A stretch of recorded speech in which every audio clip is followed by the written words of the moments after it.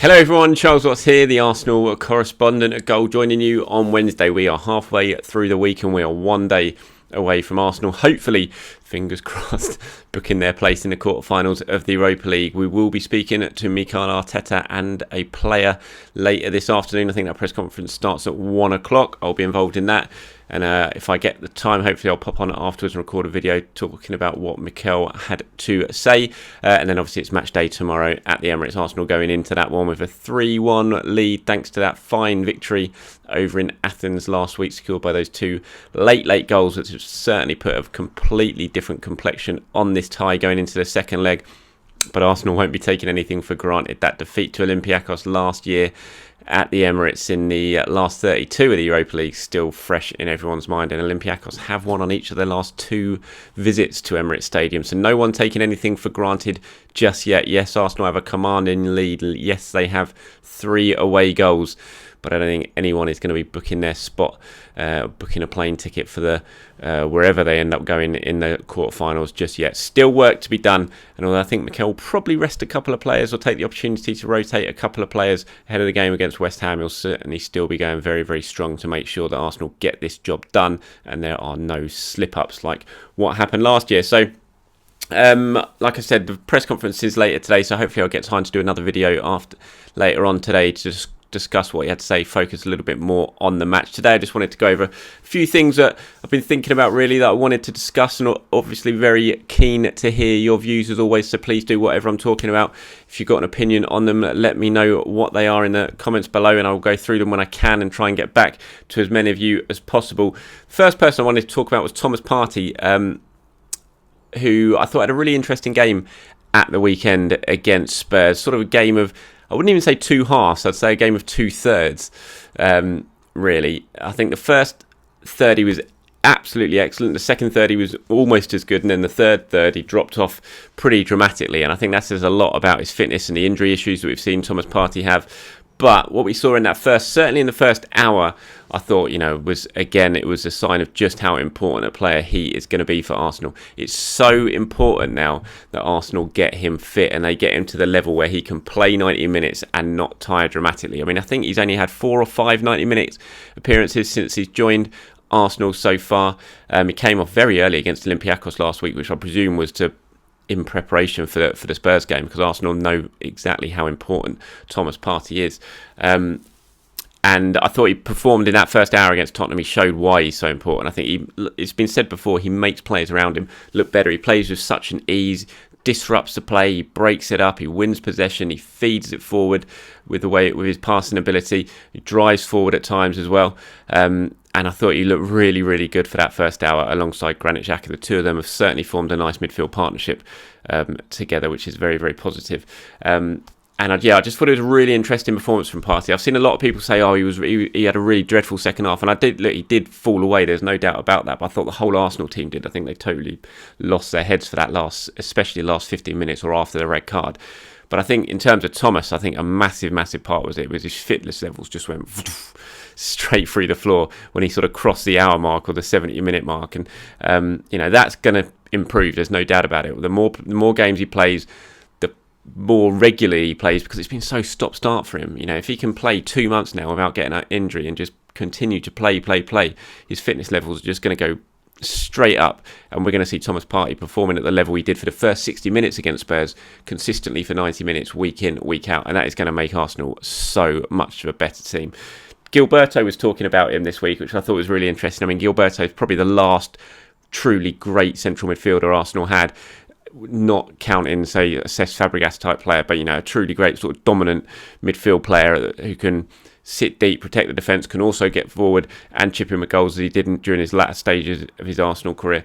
He was talking about Thomas Partey, and he said, look, he's a good player. He's the type of player Arsenal were missing. I've spoken a couple of times about it. They have good players in central midfield position, but not to sit and give Arsenal the stability they need.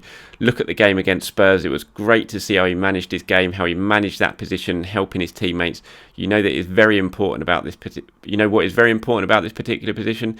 This is a very particular position because not every time you get the credit you deserve. That's okay. It's fine because you have to understand it. But this guy, when he he understands the position like Partey does. Look at his game. He made others look a lot better. And I think that is exactly it. Sometimes people will be watching him and thinking, what's Partey doing? He's not bombing forward all the time. He's not being this Vieira type player who absolutely controls the game from start to finish. But what Thomas does, he's so clever, and he's just in the right place in the right time, just like Gilberto was, to disrupt the play, to break it up, to feed others, and to get Arsenal moving again. And I think Thomas was excellent for that hour against Spurs, and it was really, really positive signs for the future. Gilberto continues here. He says, look, he makes Xhaka look better in the game. He made the defenders look a lot better and comfortable when the ball was against him. I think the way he manages games, the way he positions himself, it is very important for Arsenal. He's the kind of player that they've needed for a long time, in my opinion. He's absolutely spot on. And the sort of player Gilberto was just describing there when he's talking about Thomas Partey was basically Gilberto. It's exactly what Gilberto did so well. It was why he was so key to the success that Arsenal had to the Invincibles. And he's why that Arsenal, I think, have struggled so much in recent years, is they just haven't had that sort of type of player. They've got it now in Thomas Partey. The key thing is getting him fit. Get those fitness levels up so he can perform the sort of way he did in Spain, week in, week out, without any issues, without having to come off after an hour, without dropping off for the last 20 minutes like he did against Spurs. It's really, really important. I think the medical team, the Arsenal staff, it's all about managing his workload, making sure he gets enough work in his legs, enough game time to really get the fitness levels up. I think they've been managing him pretty well this time since he's come back. The fact they dragged him out after 55 minutes against Olympiacos, you could see when he went off, he wasn't happy, Thomas Partey, but it was clearly Arsenal thinking a little bit further ahead to the Tottenham game. And it'll be interesting to see if he starts this week now on Thursday night. Do Arsenal give him a little bit of a breather, maybe give him 30 minutes and then let him go full 90 against West Ham at the weekend? Or do you start Partey, give him, say, another sort of 60 minutes and then see if he can get through the full 90 at West Ham at the weekend? Really, really important decision, like I said, because when Arsenal have Thomas Partey playing at his best, then they are far, far better team than they are without him. A little bit about Gabriel Martinelli now. I'm sure you've seen the video that's been doing the rounds from him in training yesterday. Really impressive stuff from Gabby. I mean, he wouldn't have posted if it wasn't good. He probably missed a hell of a lot of shots as well, but he didn't want to post them. But the finishes he posted were good, and I think it was really interesting because it's certainly drawn a little bit of a debate about, is this why he's not playing at the moment? Is Arteta working individually with Martinelli, really, really trying to drill into him, turning him into an out-and-out centre forward? Is that why we're not seeing him too much at the moment? Because Arteta doesn't want him training on the job. He wants to try and sort of turn him into this out-and-out centre forward and then maybe release him properly next season. I think that it is important for Gabby is to find a position, because we don't really know what it is yet. Is he a centre forward or is he a left-sided player who comes in off the wing? And you would think for a young player of his age, it's important to get that position nailed down. And maybe that is what Mikel Arteta is doing. That's why we're not seeing him so much at the moment. It's because the focus right now isn't so much on matches with Gabby. It's about getting him trained up and really comfortable in one certain position, potentially as a centre forward. I mean, Arsenal are going to have big issues in the centre forward department, you would think, this summer, depending on what happens with Lacazette, depending on what happens with Eddie Nketiah, both of which are only going to have a year left on his contract. They're going to need to freshen up the striker department. Is Gabby Martinelli now being trained up, which is why we're not seeing him too much in the team or in the squad, to be, pretty much Auba's not replacement, but Auba's understudy next season. So really interesting stuff on Gabby Martinelli. If you haven't seen the videos yet, please do go and find them on social media. They're not hard to find.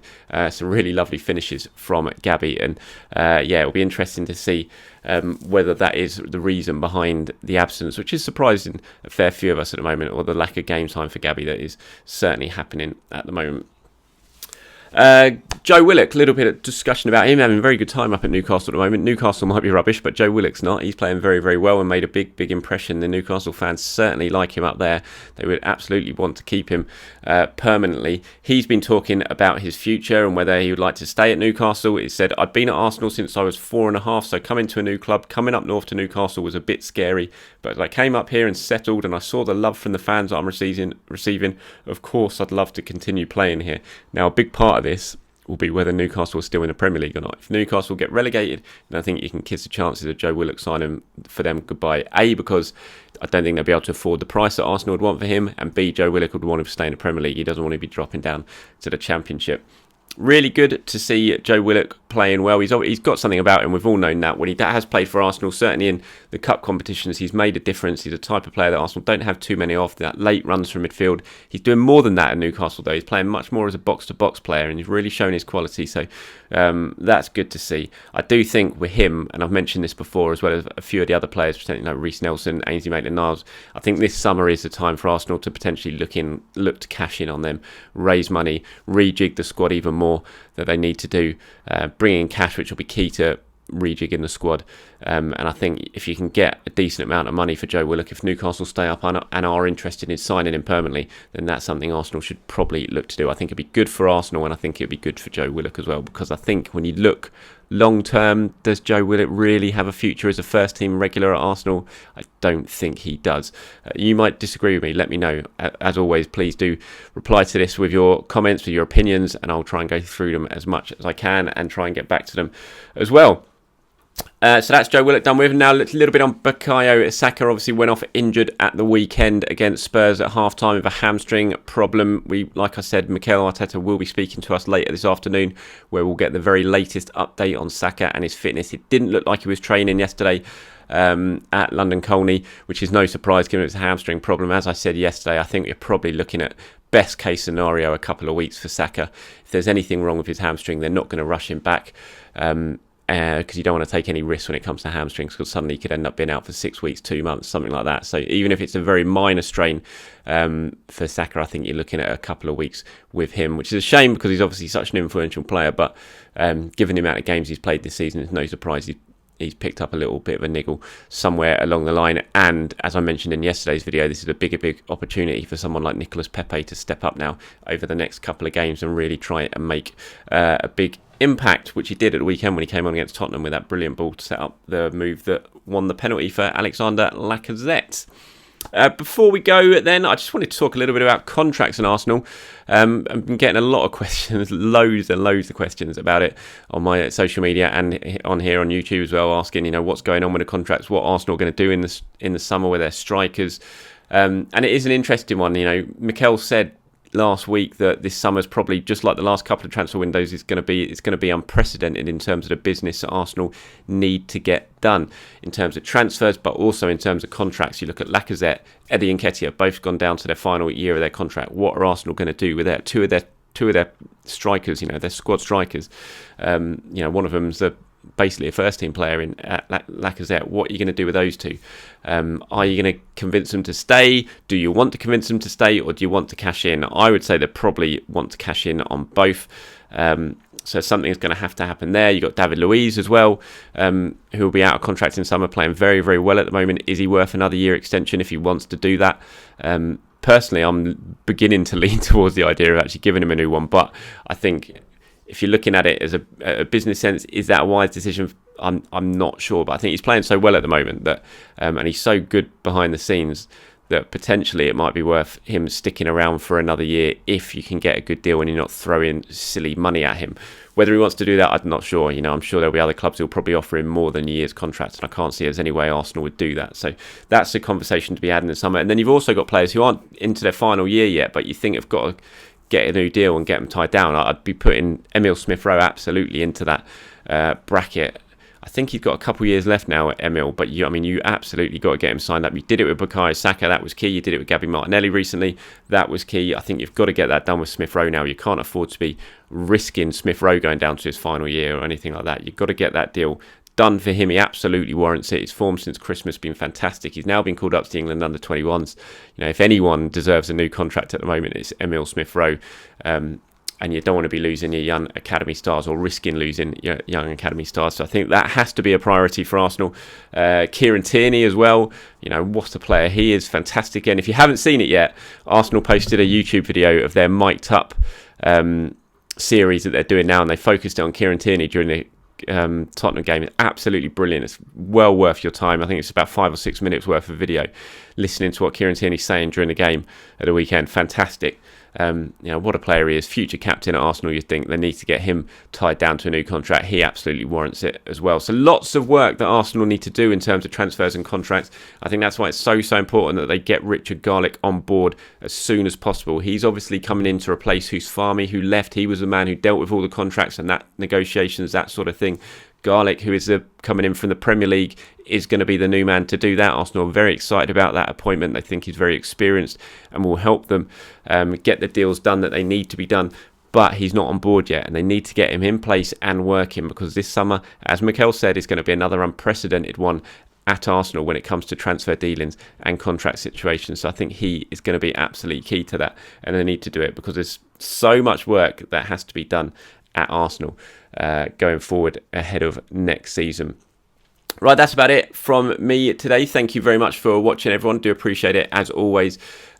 Please do watch out later on in the day. If I get time, I will try and do another video talking about what Mikel Arteta had to say.